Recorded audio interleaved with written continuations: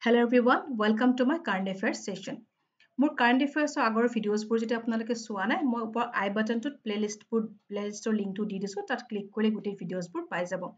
Videos pur jibilak topics loise hey topics pur exam point of view pura jikini important hokolo pur bikhoy details tat discuss kora hoise gotike videos pur apnaloke ebar jodi issa kore sai lobo pare. All right then, let's get started. The first topic is Amazonia 1. ISRO's Polar Satellite Launch Vehicle, that is PSLV C-51 rocket, launched Brazil's Amazonia 1 and 18 co-passenger satellite. ISRO's Polar Satellite Launch Vehicle PSLV C-51 rocket khone Brazilor Amazonia 1 aru logote 18 co-passenger satellite launch korise. Amazonia 1 to hoise it's an Earth observation satellite. That means Earth hok monitor kora eta satellite hoy. Amazonia 1 or জৰিয়তে Amazon forestor deforestation to monitor কৰাৰ কাৰণে users of remote sensing data provide কৰা হ'ব এই Amazonia 1 satellite to through okay. It will also analyze diversified agriculture across the Brazilian territory. So মনত ৰাখিব Amazonia 1 to হৈছে it's an Earth observation satellite. That means Earth monitor কৰা এটা satellite হয়. আৰু PSLV যিখন C-51 rocket সেইখন হৈছে Indian Polar Satellite Launch Vehicle 53rd flight. আৰু Amazonia 1 to কোনে ডিজাইন কৰিছিল বুলি যদি question আহে তেতিয়া the answer will be Brazil's National Institute for Space Research. So Brazil's National Institute for Space Research designed, integrated, tested and operated the satellite. It was also the first dedicated mission for New Space India Limited, that is NSIL, the commercial arm of ISRO. ISRO is a commercial arm as NSIL, New Space India Limited. New Space India Limited or Amazonia 1 to was the first dedicated mission. Next topic is Aloe Vera Village. So India's kunkhon village of Aloe Vera Village buli jana jay ar ei village kon kunkhon rajyot obosthito. Deori village in Nagri block of Ranchi. Ranchi is the capital of Jharkhand. Is famously being called the aloe vera village. So Deori village of aloe vera village boli jana jay due to a substantial amount of aloe vera being produced in the village. Aru tat aloe vera jitu cultivation hoy, hey cultivation to besivag cultivation kore hey gaur mohila hokole. Majority of the aloe vera is cultivated by the women of the village. The process has been allowed them to earn a livelihood for themselves and achieve self-reliance. Ar yar joriote aloe vera cultivation or joriote hey gaur mohila hokole nijor জীৱন নিৰ্বাহৰ কাৰণে তেওঁলোকে earn কৰিব পাৰিছে বা আত্মনিৰ্ভৰশীল হ'ব পাৰিছে। আৰু এই women যিবিলাক women সকলে যিবিলাক মহিলা সকলে cultivation to কৰিছে তেওঁলোকৰ লগত coordinate কৰিছে the Birsa Agriculture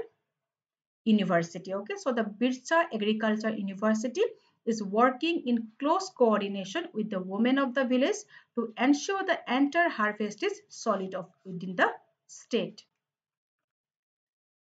Next topic is Indira P.P. Bora. Tekhete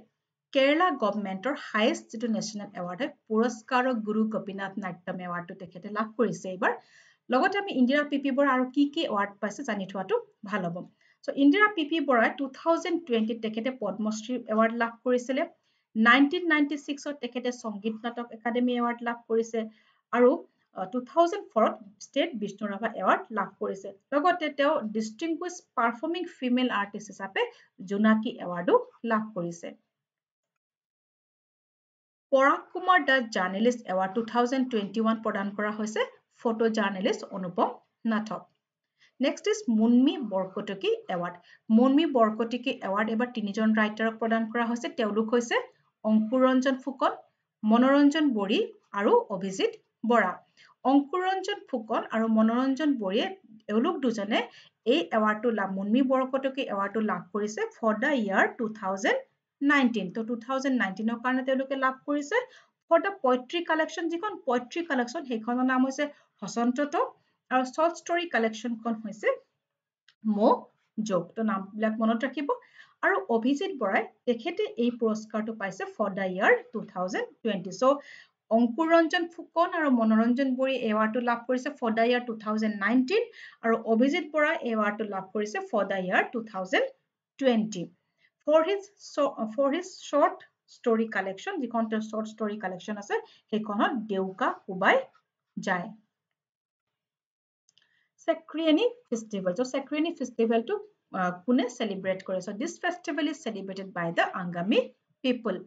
this festival is an occasion for the Angami people to celebrate the spirit of togetherness, cleansing themselves of all the wrongs and renouncing ill will against each other. Next topic is Asia Economic Dialogue 2021. Asia Economic Dialogue to hoise eta Ministry of External Affairs or flagship geo-economic conference or এইবাৰ 2021 যিখন Asia Economic Dialogue হৈছে সেইখন jointly convene কৰিছে Ministry of External Affairs আৰু Pune International Center এইখন আছে 5th edition হয় Asia Economic Dialogue 2021 খন 5th edition হয় আৰু Pune International Center এইবাৰ second time কাৰণে এই Asia Economic Dialogue খন organize কৰিছে আৰু এইবাৰত 2021 AD theme to আছিলে post covid global trade and finance dynamics so under this theme এই theme টোৰ জৰিয়তে discussion কৰিছিলে যে pandemicৰ যেটো impact trade আৰু finance ৰ ওপৰত গুটে worldত specially আমাৰ এছিয়া trade আৰু finance ৰ ওপৰত কেনেকুৱা impact হৈছে লগতে এই impact বোৰ কেনেকৈ ডিল কৰিব পাৰে তাৰ কাৰণে বিভিন্ন ধৰণৰ strategy এইবোৰ লৈ Asia Economic Dialogue আলোচনা কৰা হৈছে আৰু Asia Economic Dialogue 2021 খন 26th February পৰা হৈছে 28 February লৈকে okay and this conference is a major international event এখন major international event হয় featuring high level participation from foreign ministers from various countries senior bureaucrats industry leader global trade and financial expert so বিভিন্ন country foreign minister সকলে participate কৰে senior bureaucrats বিলাকে participate কৰে আৰু industry leader যিবিলাক global trade financial expert আছে সকলে Asia Economic Dialogue participate কৰে যাৰ জৰিয়তে এইবাৰ এটো থিম টোৰ জৰিয়তে যে COVID-19 এ কেনেকুৱা ধৰণৰ ইম্প্যাক্ট পেলাইছে আমাৰ ট্ৰেড এণ্ড ফাইনান্স সেই বিভিন্ন ধৰণৰ হেবোৰ বিষয় আলোচনা কৰা হৈছে সো থিম টো মনত ৰাখিব আৰু কোনে জয়েন্টলি কনভেন কৰিছে এইবাৰৰ Asia Economic Dialogue বা Asia Economic Dialogue to কি হয় so মনত ৰাখিব যে it's a flagship geo-economic conference of the Ministry of External Affairs India our last topic is Hargila Army আজি আপোনাৰ আসাম ট্ৰিবিউনত আপনি দেশকো জানক তাত এটো বিষয় দিছে so এইখিনি মই তাৰ পৰা লৈছো Hargila Army is a village conservative brigade of women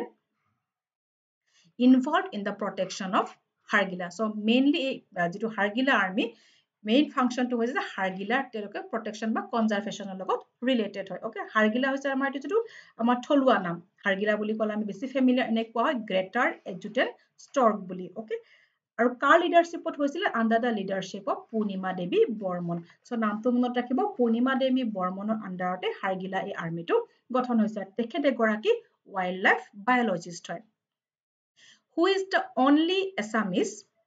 to receive Green Oscar for the contribution to protect the Hargilas in Assam. Purnima Devi Bormon তেখেতে একমাত্ৰ অসমীয়া যে Hargila protectionৰ কাৰণে তেখেতৰ যি অবদান সেই অবদানৰ কাৰণে তেখেতে Green Oscar পোৱা একমাত্ৰ অসমীয়া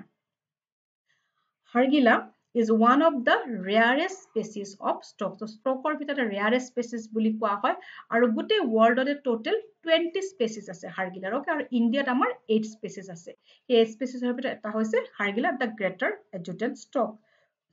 আৰু Hargila অসমত পায় লগতে ডিস্ট্ৰিবিউট হৈছে অসমত আছে বিহাৰত পায় আৰু কম্বোডিয়াৰ কিছুমান লোকেশনতো Hargila পোৱা যায়